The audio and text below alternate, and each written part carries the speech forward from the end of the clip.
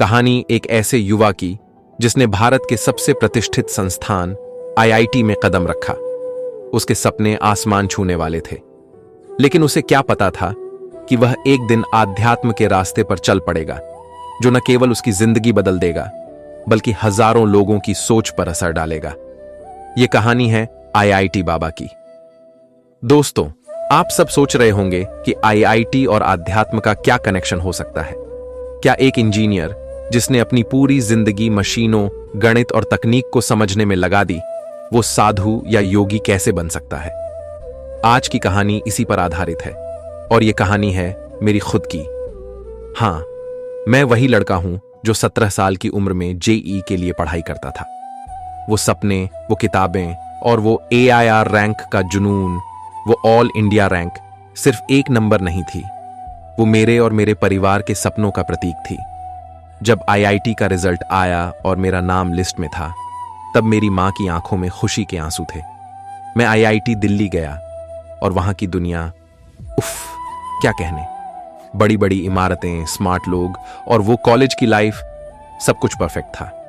लेकिन दोस्तों, जैसे जैसे समय बीतता गया, मैंने महसूस किया कि मेरी लाइफ में कुछ कमी है। दिन भर लेक्चर, लैब्स, कोडिंग और रात को एग्जाम्स की तैयारी। ये सब करते करते एक सवाल बार बार मेरे मन में आता था, क्या यही मेरी जिंदगी का मकसद है?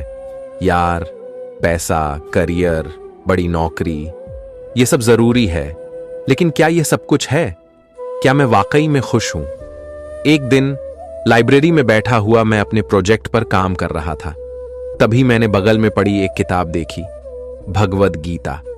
वह किताब बस यूं ही वहां पड़ी थी, लेकिन जैसे ही मैंने उसे खोला, पहला श्लोक पढ़ते ही मुझे लगा कि यह सिर्फ किताब नहीं बल्कि जीवन का मैन्युअल है। धीरे धीरे मैं गीता के श्लोक पढ़ने लगा। उसमें जो लिखा था वो मेरे मन के सवालों का जवाब था। उसमें लिखा था, कर्मण्येवाधिकारस्ते मा फलेषु कदाचन। इसका मतलब है कि हमें अपने कर्म पर ध्यान देना चाहिए, न कि उसके फल पर। उसके बाद मेरी जिंदगी का नजरिया बदलने लगा। अब मेरे लिए कोडिंग के साथ साथ ध्यान, योग और स्वाध्याय, आत्मचिंतन भी महत्वपूर्ण हो गया। आईआईटी में रहते हुए मैंने महसूस किया कि असली सफलता बाहर नहीं, हमारे अंदर है। लेकिन इस बदलाव को अपनाना आसान नहीं था। मेरे दोस्तों ने कहा, तू पागल हो गया है क्या? आध्यात्म की बातें क्यों कर रहा है? तू एक इंजीनियर है, भगवान नहीं।